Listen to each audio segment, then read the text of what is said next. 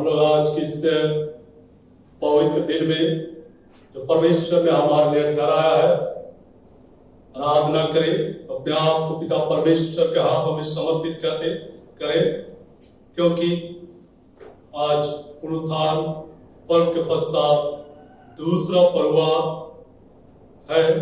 वचन कहता है, यीशु ने कहा, तुम यरूशलेम और सारे यहूदिया और सामरिया में और पृथ्वी की छोर तक मेरे गवाह होगे। त्रिएक परमेश्वर पिता, पुत्र, पवित्र आत्मा के नाम से आमीन। सर्वशक्तिमान जीवित अनुग्रहकारी परमेश्वर पिता, हम धन्यवाद देते हैं आज के इस पवित्र दिन के लिए तुमने हमें दिया है। क्या तेरे प्रिय दास तेरी संगत की उपस्थिति में हम सब इस वक्त तेरे सम्मुखता में है, जैसा तूने अपने वचनों के द्वारा हमें कहा है कि जब 2 या 3 में नाम पर इकट्ठे होते हैं, मैं उनके बीच में होता हूँ। प्रभु तू हमारे बीच में उपस्थित हो, कि हम तेरी उपस्थिति को पाकर तेरी बड़ाई और प्रशंसा हृदय आत्मा के साथ करने पाए, हमारे प्रभु यीशु ख्रीस्त के द्वारा आमीन। गीत नंबर 25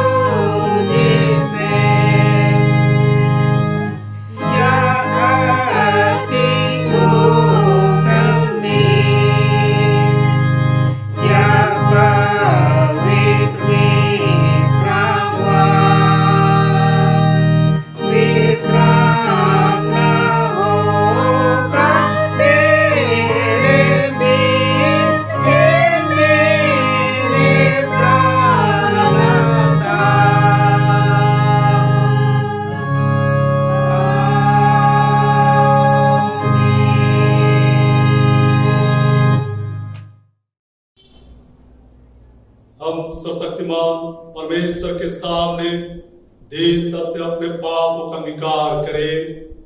हे परम पवित्र और परम दयावान परमेश्वर, हम मानते हैं कि हमने मन, वचन और कर्म से तथा भलाई करने में अपनी असफलता के द्वारा तेरे विरुद्ध और एक दूसरे के विरुद्ध पाप किया है। इसलिए हम तुझसे प्रार्थना करते हैं कि तू हम पर दया कर और हमारे पापों को क्षमा कर। आमीन। सर्वशक्तिमान और दयावान परमेश्वर तुम्हारे सब पापों को क्षमा करे और उनसे तुमको छुटकारा दे, तुम्हें अपने जीवन सुधारने के लिए अनुग्रह दे और पवित्र आत्मा की शामत से तुम्हें भरपूर करे। आमीन। और सुनेंगे पहला पाठ वचन, उसके बाद दूसरा पाठ वचन।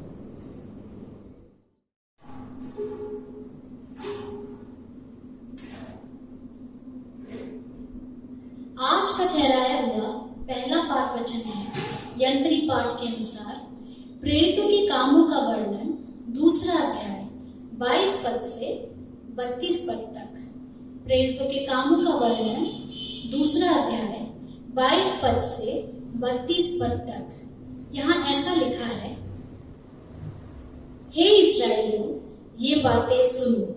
यीशु नासरी एक मनुष्य था जिसका परमेश्वर की ओर से होने का प्रमाण उन सामर्थ के कामों और आश्चर्य के कामों और चिन्हों से प्रकट है जो परमेश्वर ने तुम्हारे बीच उसके द्वारा कर दिए, जिसे तुम आप ही जानते हो। उसी यीशु को जो परमेश्वर की ठहराई हुई योजना और पूर्व ज्ञान के अनुसार पकड़वाया गया, तुमने अधर्मियों के हाथ में क्रूस पर चढ़ाकर मार डाला, परंतु उसी को परमेश्वर ने मृत्यु के बंधनों से छुड़ाकर जिलाया, क्योंकि यह अनहोना था कि वह उसके वश में रहता।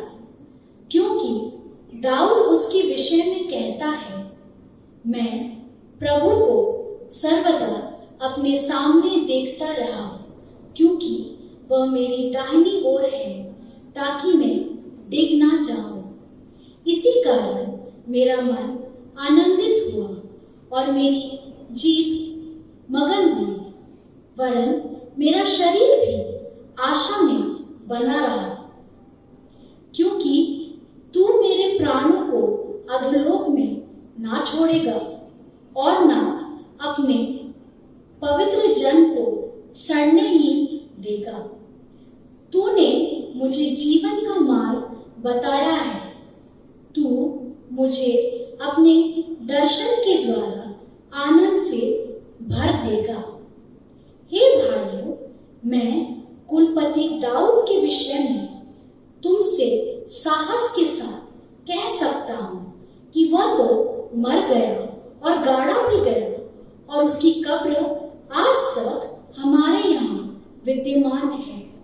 वह भविष्यवक्ता था, वह जानता था कि परमेश्वर ने मुझसे शपथ खाई है कि मैं तेरे वंश में से एक व्यक्ति को तेरे सिंहासन पर बैठाऊंगा। उसने होने वाली बात को पहले ही से देखकर मसीह के जी उठने के विषय में भविष्यवाणी की कि ना तो उसका प्राण अधोलोक में छोड़ा गया और न उसकी देह सड़ने पाई। इसी यीशु को परमेश्वर ने जिलाया, जिसके हम सब गवाह हैं। अभी का ठहराया गया पहला पाठ वचन यही समाप्त होता है। यह परमेश्वर का वचन है। परमेश्वर का धन्यवाद हो। आज के लिए ठहराया गया दूसरा पाठ वचन यंत्री पाठ के अनुसार पतरस की पहली पत्री 3 अध्याय उसका 13 से 18 पद तक।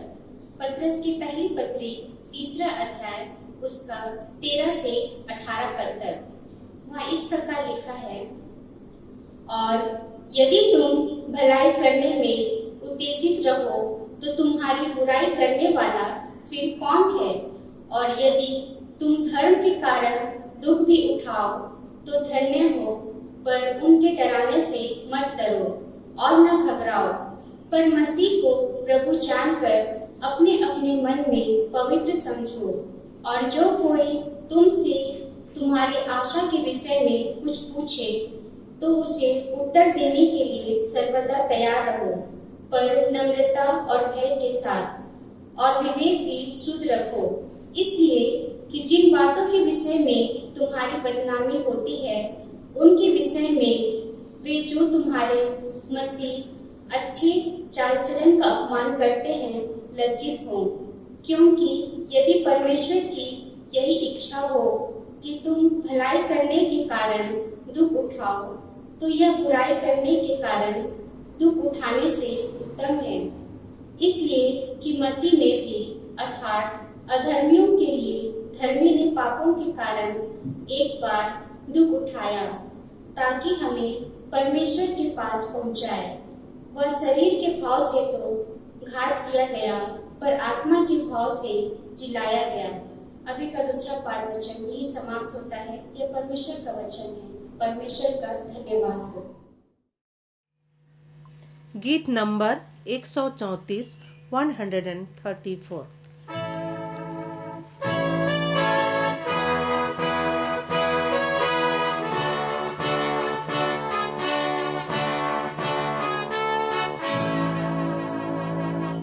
प्रभु तेरा हूँ, तेरे वचन से तेरा प्रेम पहचानता हूँ। मेरी आशा है कि विश्वास से मैं जाके तेरे पास रहूँ। मुझको खींच कर रख ले अपने तुझसे पास, जहाँ तूने दुख सहा। मुझको प्रेम से वश कर अपने हाथ में ले, आज जो घायल हुआ था। आत्मशक्ति से काम के योग्य कर मुझको सेवा में लगा। मेरा मन करते मेरी इच्छा को अपनी इच्छा से मिला। मुझको खींच कर रख ले अपने तुझसे पास, जहाँ तूने दुख सहा। मुझको प्रेम से वश कर अपने हाथ में ले,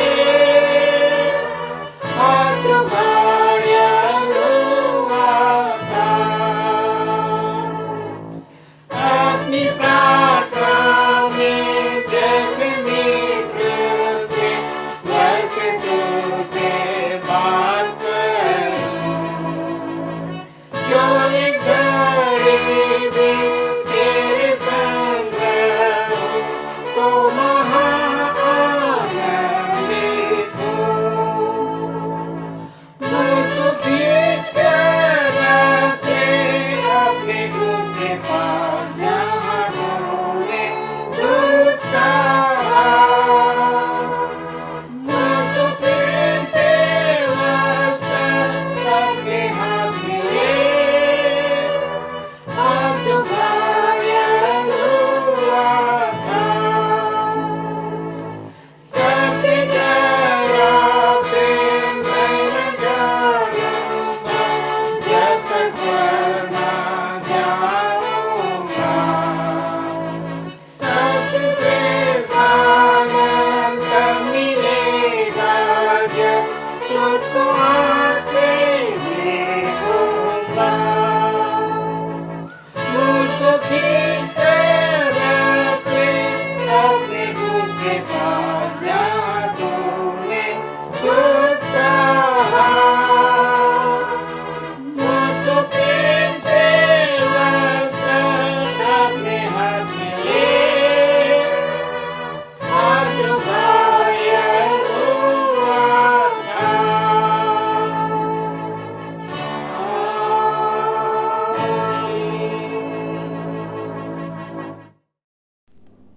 सुसमाचार पाठ पवित्र लूकाचे सुसमाचार।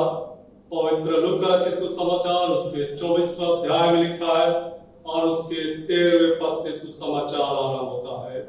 हे परमेश्वर ख्रीस्त तेरी महिमा हो। पवित्र लूकाचे सुसमाचार 24वां अध्याय 13 पद से आगे। उसी दिन उनमें से 2 जन इमाउस नामक एक गांव को जा रहे थे, जो यरूशलेम से कोई 7 मील की दूरी पर था। वे इन सब बातों पर जो हुई थी आपस में बातचीत करते जा रहे थे। और जब वे आपस में बातचीत और पूछताछ कर रहे थे तो यीशु आप पास आकर उनके साथ बोलिया, परंतु उनकी आंखें ऐसे बंद कर दी गई थी कि वे उसे पहचान न सके। उसने उनसे पूछा, ये क्या बातें हैं जो तुम चलते चलते आपस में करते हो? वे उदास से खड़े रह गए। यह सुनकर उनमें से क्लियोपास नामक एक व्यक्ति ने कहा, क्या तू यरूशलेम में अकेला परदेसी है जो नहीं जानता कि इन दोनों में उनमें क्या क्या हुआ है? उसने उनसे पूछा, कौन सी बातें? उन्होंने उससे कहा, यीशु नासरी के विषय में जो परमेश्वर और सब लोगों के निकट काम और वचन में सामर्थ्य पहुंच सकता था, और प्रधान याजकों और हमारे सरदारों ने उसे पकड़ा दिया और उस पर मृत्यु की आज्ञा दी जाए और उसे क्रूस पर चढ़ाया। परंतु हमें आशा थी कि यह इस्राएल को छुटकारा देगा। इन सब बातों के सिवाय इस घटना को हुए 30 दिन है और हम में से कई स्त्रियों ने भी हमें आश्चर्य में डाल दिया है, जो भोर को कब्र पर गई थी और जब उसका शव न पाया तो यह कहती हुई आई कि हमने स्वर्गदूतों का दर्शन पाया जिन्होंने कहा कि वह जीवित है। तब हमारे साथियों में से कई एक कब्र पर गए और जैसा स्त्रियों ने कहा था वैसा ही पाया, परंतु उसको ना देखा। तब उसने उनसे कहा, हे निर्बुद्धियों और बदभक्ताओं की सब बातों पर विश्वास करने में मंदियों, क्या अवश्य न था कि मसीह ये दुख उठाकर अपनी महिमा में प्रवेश करे? तब उसने मूसा से और सब भक्ताओं से आरंभ करके सारे पवित्र शास्त्र में से अपने विषय में लिखी बातों का अर्थ उन्हें समझा दिया। इतने में वे उस गांव के पास पहुंचे जहां वे जा रहे थे और उसके ढंग से ऐसा जान पड़ा कि वह आगे बढ़ना चाहता है, परंतु उन्होंने यह समझ कहकर उसे रोका, हमारे साथ रह, क्योंकि संध्या हो चली है और दिन बहुत ढल गया है। तब वह उनके साथ रहने के लिए भीतर गया। जब वह उनके साथ भोजन करने बैठा तो उसने रोटी लेकर धन्यवाद किया और उसे तोड़कर उनको देने लगा। तब उनकी आंखें खुल गई और उन्होंने उसे पहचान लिया और वह उनकी आंखों से छिप गया। उन्होंने आपस में कहा, जब वह मार्ग में हमसे बातें करता था और पवित्र शास्त्र का अर्थ हमें समझाता था, तो क्या हमारे मन में उत्तेजना उत्पन्न न हुई? वे उसी घड़ी उठकर यरूशलेम को लौट गए और उन 11 और उनके साथ को इकट्ठे पाया। वे कहते थे, प्रभु सचमुच जी उठा है और शमौन को दिखाई दिया है।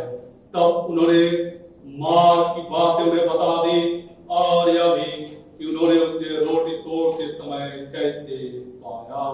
यह प्रभु यीशु ख्रीस्त का सुसमाचार है। हे प्रभु यीशु ख्रीस्त तेरी स्तुति हो। हम लोग प्रार्थना करें। सशक्तिमान जीवित परमेश्वर पिता, धन्यवाद देते हैं तूने आज का सुंदर और पवित्र दिन हमारे लिए ठहराया है और अपना दिन तूने हमें दिया है कि हम इस पवित्र दिन में बड़ा प्रशंसा करें। और जबकि हमने इसी दिन में तेरे वचन को सुना पर उस पर थोड़ी देर मनन चिंतन करना चाहते, उसको समझना जानना चाहते, पर वो हरेक के मनों को आप खोल कर शुद्ध पवित्र बना और हरेक के दिल को कटे में अपने वचन को लिखना हमारे को ख्रीस्त के द्वारा। सब यीशु साहब आप सब पे कैसे हैं? परमेश्वर की दया से आप सब भले चंगे और तंदुरुस्त हैं। परमेश्वर ने हम सबको यह अवसर दिया है कि हम सब सुरक्षित रहे और परमेश्वर की महिमा और बड़ाई और स्तुति करते रहे। और जब यह अवसर हमें मिला है तो हम आज के शुभ बेला इस पवित्र दिन में हम सब जिन पाठों को हमने सुना, तीनों पाठ को प्रेरितों के काम, पहला पत्रस और समाचार को हमने सुना, इन्हीं पाठों के आधार पर हमें विषय दिया गया है और वो विषय है प्रभु यीशु के पुनरुत्थान के गवाह। जब पुनरुत्थान के गवाह के विषय हम चर्चा करेंगे, ये विषय हमारे पास है और इसी विषय को लेकर हम थोड़ी देर मनों को तैयार करे रहे और परमेश्वर से दुआएं मांगे कि परमेश्वर हमारे हृदय पटिया में अपने वचन को लिखे, और जब ये वचन हमारे सामने रखा जाता है हम सब इस वचन पर मनन करें, जबकि परमेश्वर के पुनरुत्थान के गवाह, जब हम पुनरुत्थान की गवाही की बात करते हैं तो हमें पहले पुनरुत्थान क्या, इस पर हमें विचार करने की आवश्यकता है। पुनरुत्थान क्या एक सवाल है जो उसका आंसर हमें, उसका उत्तर हमें पहला कुरिन्थी 15 अध्याय 20 से 21 पद में मिलता है। परंतु सचमुच मसीह मुर्दों में से जी उठा है और जो सो गए हैं उनमें वह पहला फल हुआ, क्योंकि जब मनुष्य के द्वारा मृत्यु आई तो मनुष्य ही के द्वारा मरे हुओं का पुनरुत्थान भी आया। पुनरुत्थान क्या? पुनरुत्थान मुर्दों में से जी उठना है और मरे हुओं का पुनरुत्थान प्रभु यीशु ख्रीस्त के द्वारा। और पुनरुत्थान कैसे, वो कैसे संभव है या कैसे होगा, जो हमें मिलता है यूहन्ना सुसमाचार 11 अध्याय उसका 25 पद में इस प्रकार से यीशु ने उससे कहा, पुनरुत्थान और जीवन मैं ही, जो कोई मुझ पर विश्वास करता है वह यदि मर भी जाए तो भी जिएगा। पुनरुत्थान प्रभु यीशु ख्रीस्त स्वयं है और उस पर विश्वास करने से ही पुनरुत्थान है। यीशु ने अपने आप को जीवित पक्के परमाणु के द्वारा दिखाया। जब पुनरुत्थान की चर्चा हम करते हैं तो उस पुनरुत्थान में हम प्रभु यीशु ख्रीस्त के जी उठने की चर्चा करते हैं, और प्रभु यीशु ख्रीस्त के जी उठने की चर्चा हम इस रूप में पाते हैं कि उसने अपने आप को जीवित पक्के प्रमाणों के द्वारा दिखाया, जो पेतों के काम पहला अध्याय उसका 3 पद में पाएंगे। पेतों के काम पहला अध्याय 3 पद, उसने दुख उठाने के बाद बहुत से पक्के प्रमाणों से अपने आप उन्हें जीवित दिखाया, और 40 दिन तक वह उन्हें दिखाई देता रहा और परमेश्वर के राज की बातें करता रहा। इस वचन के द्वारा हम पाते हैं कि यीशु मसीह ने 40 दिन रात अपने चेलों को और उस नगर में लोगों को दिखाई देता रहा और प्रमाणित करता रहा, मैं जीवित हूं। पुनरुत्थान के बाद गवाह की बात आती है, गवाही की बात आती है, और जब पुनरुत्थान की गवाही की चर्चा करते हैं तो गवाही के विषय में हमको जानना है। और गवाही क्या, या गवाह क्या होता है? गवाह जिसने किसी घटना को देखा, समझा या अनुभव किया और उसकी साक्ष्य या गवाही देकर पक्की, निश्चित और ठहराई हो। जैसे पतरस और अन्य प्रेरितों ने, जो प्रेरितों के काम उसका 5 अध्याय उसका 30 और 32 पद, 5 अध्याय को पूरा पढ़ेंगे तो उसमें हमें वो मिलेगा, लेकिन 2 पदों को हम विशेष रूप से पढ़ेंगे।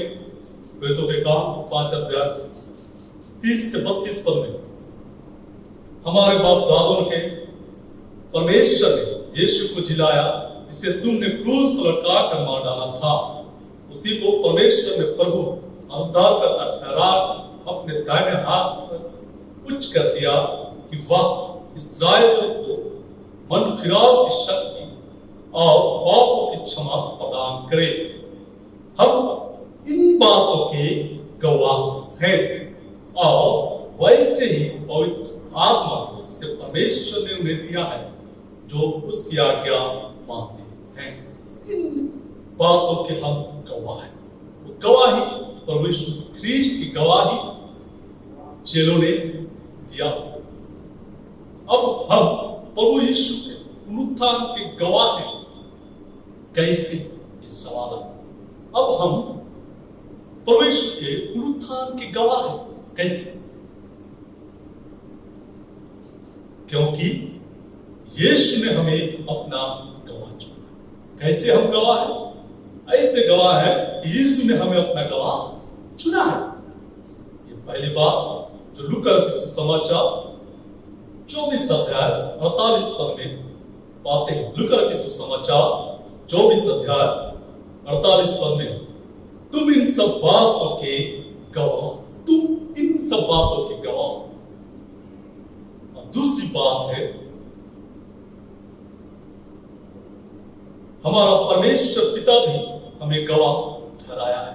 हमारा परमेश्वर पिता हमें गवाह ठहराया है। जो मिलता है यशाया 43:12, यशाया 43:12। इसलिए तुम ही मेरे साक्षी हो, यहोवा की यह वाणी है। और एक पदस्थल यशाया 43:10, यशाया 43:10 में भी यहोवा की यह वाणी है, तुम मेरे साक्षी हो और मेरे दास हो, जिन्हें मैंने इसलिए चुना कि समझकर मेरी प्रीति करो और यह जानो कि मैं वही हूं। मुझसे पहले कोई परमेश्वर न हुआ और न मेरे बाद कोई होगा। हम इन सब बातों के गवाह हैं। पुनरुत्थान के गवाह इसलिए है कि यीशु ने हमें चुना है और परमेश्वर ने हमें ठहराया है।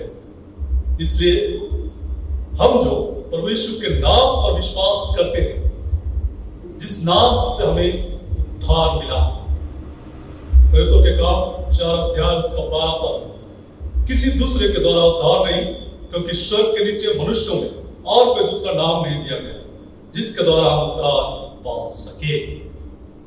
लूका 1:31 में भी पाएंगे। लूका 1:31, वही नाम जो हमें मिला, तो उसका नाम यीशु रखना। सरदूत ने मरियम से कहा और वही नाम हमें मिला और उस नाम के द्वारा हमें उद्धार मिला। उसी नाम की जो परमेश्वर का वचन होकर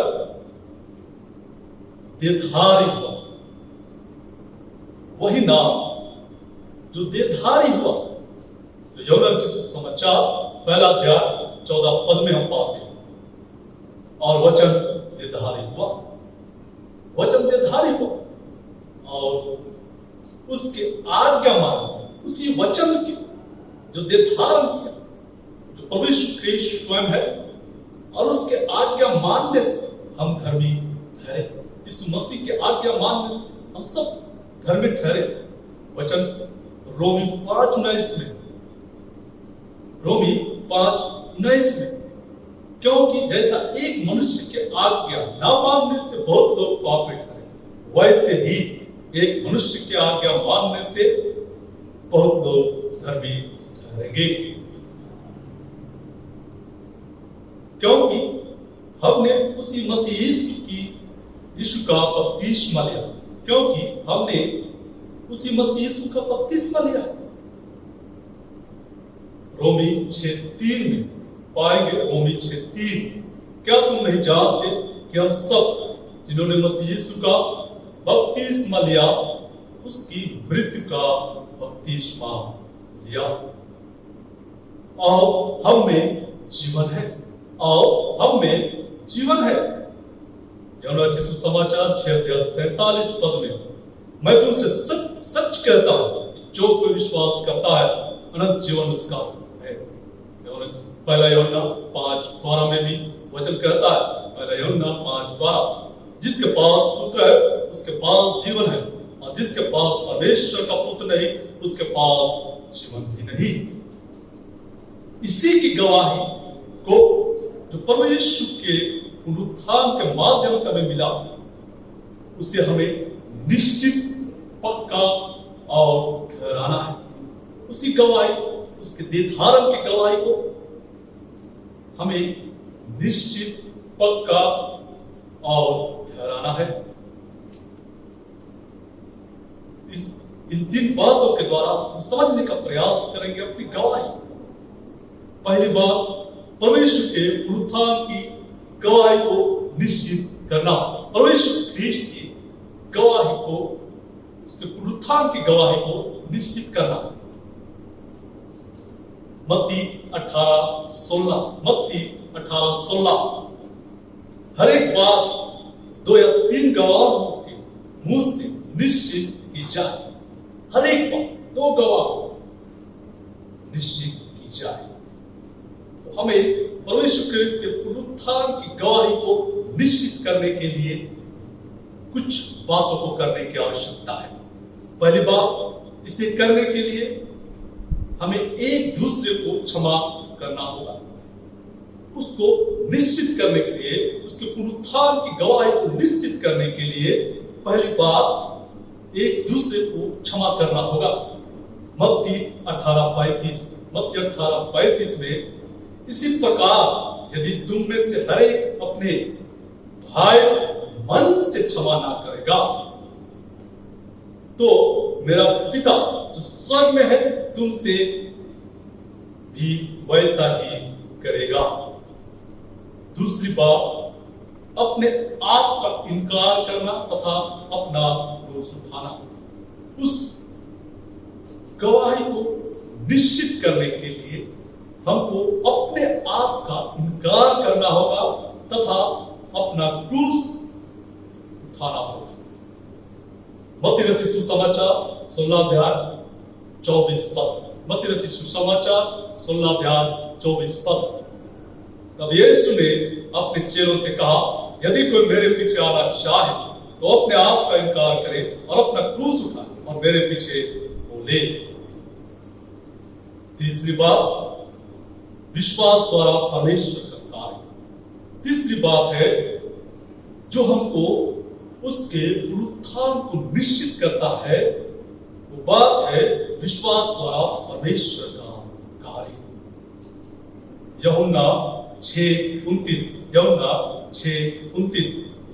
यीशु ने उन्हें उत्तर दिया, परमेश्वर का कार्य यह है, तुम उस पर जिसे उसने भेजा है विश्वास कर। ये कार्य है जिसके द्वारा हम, इन बातों के द्वारा हम परमेश्वर ख्रीष्ट के पुनरुत्थान को जब हम गवाह हुए हैं तो निश्चित कर सकते हैं। दूसरी बात, परमेश्वर के पुनरुत्थान की गवाही को पक्की करना। दूसरी बात, परमेश्वर ख्रीष्ट के पुनरुत्थान की गवाही को पक्की करना। व्यवस्था विवरण 19 अध्याय उसका 15 पद। व्यवस्था विवरण 19 अध्याय उसका 15 पद। परंतु 2 या 3 साक्षियों के कहने से बात पक्की ठहरे। जब पुनरुत्थान की गवाही को पक्की करने की बात आती है तो इसको पक्की करने के लिए 1-2 बातों को ध्यान देने की आवश्यकता है। पहली बात, पक्की करने के लिए एक दूसरे से प्रेम करना। परमेश्वर ख्रीष्ट के पुनरुत्थान की गवाही को पक्का करने के लिए हमको एक दूसरे से प्रेम करना होगा। वचन कहता है यूहन्ना रचित सुसमाचार 13 अध्याय 34 से 35 पद। यूहन्ना रचित सुसमाचार 13 अध्याय 34 से 35 पद में, मैं तुम्हें एक नई आज्ञा देता हूं कि एक दूसरे से प्रेम रखो, जैसा मैंने तुमसे प्रेम रखा है वैसा ही तुम भी एक दूसरे से प्रेम रखो। यदि आपस में प्रेम रखोगे तो इसी से सब जानेंगे कि तुम मेरे चेले हो। वचनों के द्वारा हम परमेश्वर ख्रीष्ट के पुनरुत्थान की गवाही को पक्की ठहरा सकते हैं। अब दूसरी बात, पक्की ठहराने में यीशु मसीह के नाम से इकट्ठा होना। दूसरी बात है परमेश्वर ख्रीष्ट के नाम से इकट्ठा होना। जैसा आज हम लोग इकट्ठा हुए हैं मत्ती 18:20, मत्ती 18:20। क्योंकि जब 2 या 3 में नाम इकट्ठे होते हैं वहां मैं उनके बीच में होता हूं।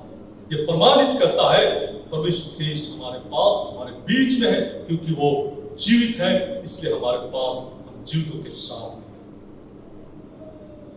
तीसरी बात है परमेश्वर के पुनरुत्थान की गवाही को ठहराई जाए। प्रभु यीशु ख्रीष्ट के पुनरुत्थान की गवाही को ठहराई जाए। प्रभु यीशु ख्रीष्ट के पुनरुत्थान की गवाही को उनको ठहराना है।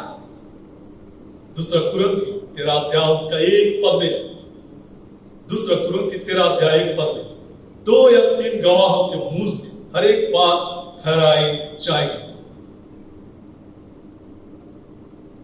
और ठहराने की बात जब आती है तो ठहराए जाने के लिए हमें कुछ बातों को मानना होगा। और प्रभु यीशु ख्रीष्ट के पुनरुत्थान की गवाही को ठहराए जाने के लिए प्रभु यीशु के मांस और लहू में भागी होना। प्रभु यीशु ख्रीष्ट के मांस और लहू में भागी होना। यूहन्ना सुसमाचार 6 अध्याय 56-57, यूहन्ना सुसमाचार 6 अध्याय 56-57 पद में, जो मेरा मांस खाता और मेरा लहू पीता है वह मुझ में स्थिर बना रहता है और मैं उसमें, जैसा जीवित पिता ने मुझे भेजा और मैं पिता के कारण जीवित हूं, वैसा ही वह भी जो मुझे खाएगा मेरे कारण जीवित रहेगा। ये पुनरुत्थान की गवाही को ठहराए जाने के बाद है। ठहराए जाने के लिए हमको मांस और लहू को प्रभु यीशु ख्रीष्ट का उसने दिया है, हमको खाना है। दूसरी बात है परमेश्वर के विश्राम दिन को पवित्र मानना। ये दूसरी बात है। ठहराए जाने की दूसरी बात है कि परमेश्वर के पुनरुत्थान, परमेश्वर के विश्राम दिन को पवित्र मानना। यहेजकेल 20:20 में पाते हैं, और मेरे विश्राम दिन को पवित्र मानो कि वे मेरे और तुम्हारे बीच चिन्ह ठहरे, और जिससे तुम जानो कि मैं तुम्हारा परमेश्वर यहोवा हूं। ये बात है, विश्राम दिन को हम पवित्र माने, उसका आदर करें, मान करें, ताकि जो परमेश्वर हमारे बीच चिन्ह ठहरा है, और वो चिन्ह परमेश्वर के होने को प्रमाणित करता है। परमेश्वर ख्रीष्ट के होने को प्रमाणित करता है विश्राम दिन, और इसी कार्य के द्वारा हम परमेश्वर ख्रीष्ट के पुनरुत्थान के गवाह ठहरे या ठहराए जाए। उस गवाही को हम ठहराए। अतः इन बातों के द्वारा हम पुनरुत्थान की गवाही देते रहे। इन तीनों बातों के द्वारा हम पुनरुत्थान गवाही देते रहे, लेकिन फिर भी हमें अपने गवाही के प्रति चौकस रहना होगा, क्योंकि लिखा है जब हम गवाही देते हैं तो उस गवाही के प्रति हमें चौकस रहने की आवश्यकता है, ध्यान देने की आवश्यकता है, क्योंकि वचन कहता है व्यवस्था विवरण 5 अध्याय 20 पद में, व्यवस्था विवरण 5 अध्याय 20 पद में, तुम किसी के विरुद्ध झूठी साक्षी ना दो। ये निर्देश है परमेश्वर का कि तुम किसी के विरुद्ध झूठे साक्ष्य ना दें। हमें सोचना है, जब हम परमेश्वर ख्रीष्ट के उत्थान के गवाह हैं, तो हम सच्ची गवाही दे रहे हैं या झूठी गवाही दे रहे हैं? क्योंकि झूठी साक्ष्य देने वालों का स्थान आग के झील में है। क्योंकि झूठी साक्ष्य देने वालों का स्थान आग के झील में है।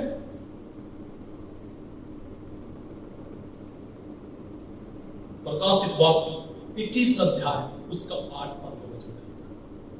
प्रकाशित वाक्य 21 अध्याय 8 पद में, और सब झूठों का भाग उस झील में मिलेगा जो आग और गंधक से जलती रहती है, यह दूसरी मृत्यु है।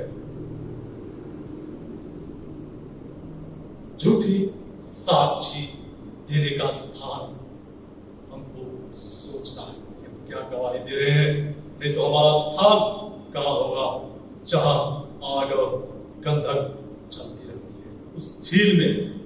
इसलिए वचन कहता है, इसीलिए वचन कहता है इब्रानी 3:12 में, इब्रानी 3:12 में, हे भाई चौकस रहो कि तुम में ऐसा बुरा और अविश्वासी मन ना हो जो तुम्हें जीवित परमेश्वर से दूर हटा ले जाए। और 15 पद में भी जैसा कहा जाता है यदि आज उसका शब्द सुनो तो अपने मनों को कठोर ना करो। जब हम गवाही देते हैं परमेश्वर ख्रीष्ट के पुनरुत्थान की, तो हमें चौकस रहना है, ध्यान देना है, और उसके आवाज को जब हम सुनते हैं तो हमें उसकी ओर फिरना है, मन को कठोर नहीं करना है। इसलिए आइए हम अपने आप को और अपने गवाही को परखें। इसलिए हम अपने गवाही को परखें। वचन कहता है दूसरा कुरिन्थी 13 अध्याय 5 पद में, दूसरा कुरिन्थी 13 अध्याय 5 पद में, अपने आप को परखो, विश्वास में हो कि नहीं, अपने आप को जांचो, क्या तुम अपने विषय में या नहीं जानते यीशु मसीह तुम में है, नहीं तो तुम जांच में निकम्मे निकले हो। क्योंकि यीशु मनुष्यों की गवाही नहीं चाहता। हम जांच में कहीं निकम्मे तो नहीं निकले, और इसीलिए परमेश्वर ख्रीष्ट चाहता है, और परमेश्वर ख्रीष्ट मनुष्य की गवाही नहीं चाहता। वो इसलिए मनुष्य की गवाही चाहता है कि हमें उद्धार मिले। परमेश्वर ख्रीष्ट की गवाही देना हमारे बस की बात नहीं, लेकिन परमेश्वर ख्रीष्ट इसलिए चाहता है कि हम उसकी गवाही दें क्योंकि हम उद्धार पाए। वचन कहता है यूहन्ना सुसमाचार 5 अध्याय 34 पद में, परंतु मैं अपने विषय में मनुष्य की गवाही नहीं चाहता, तो भी मैं ये बात इसलिए कहता हूं कि तुम्हें उद्धार मिले।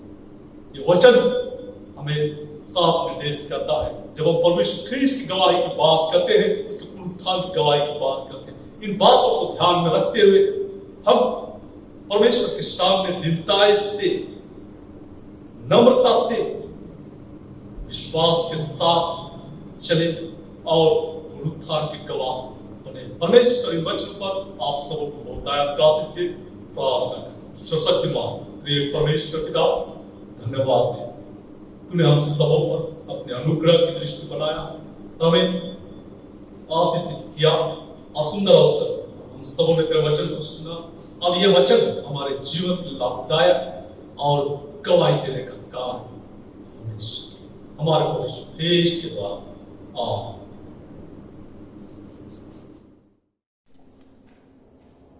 प्रेरितों का विश्वास वचन एक साथ कहें। मैं सशक्तिमान पिता स्वर्ग और पृथ्वी के सृष्टिकर्ता परमेश्वर पर विश्वास करता हूँ। मैं उसके इकलौते पुत्र हमारे परमेश्वर ख्रीष्ट पर विश्वास करता हूँ।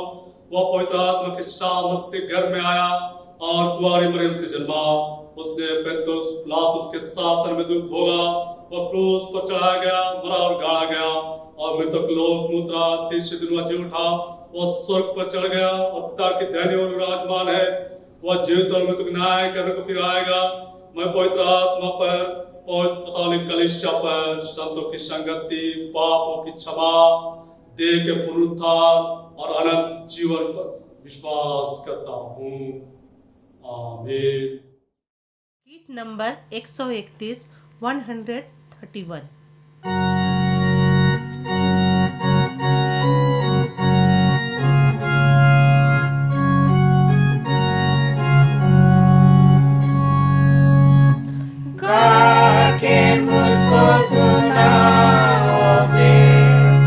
मंगल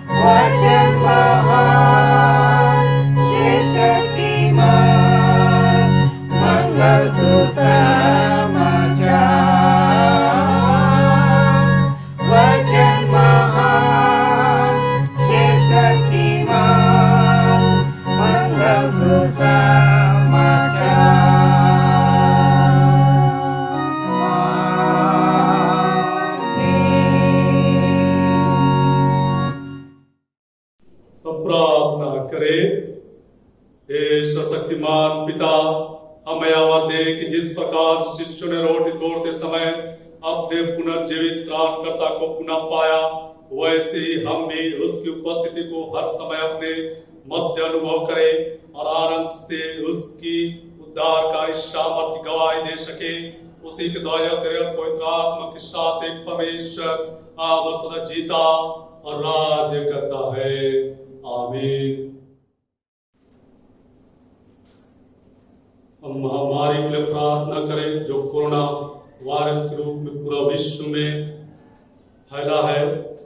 हे सर्वशक्तिमान और दयावान परमेश्वर, तू जो जीवन और मृत्यु का प्रभु है, हम इस भयानक रोग और काल के समय हम नम्रता से तेरी ओर अपनी आंख उठाते हैं और हमें बचाने का भरोसा रखते हुए तुझसे विनती करते हैं कि तू हमें इस संकट से छुड़ा और अपने लोगों की ऐसी स्वास्थ्य और शक्ति दे कि वे साफ, नम्र और धन्यवादित मन से तेरी सेवा करें, हमारे प्रभु यीशु ख्रीस्ट के द्वारा।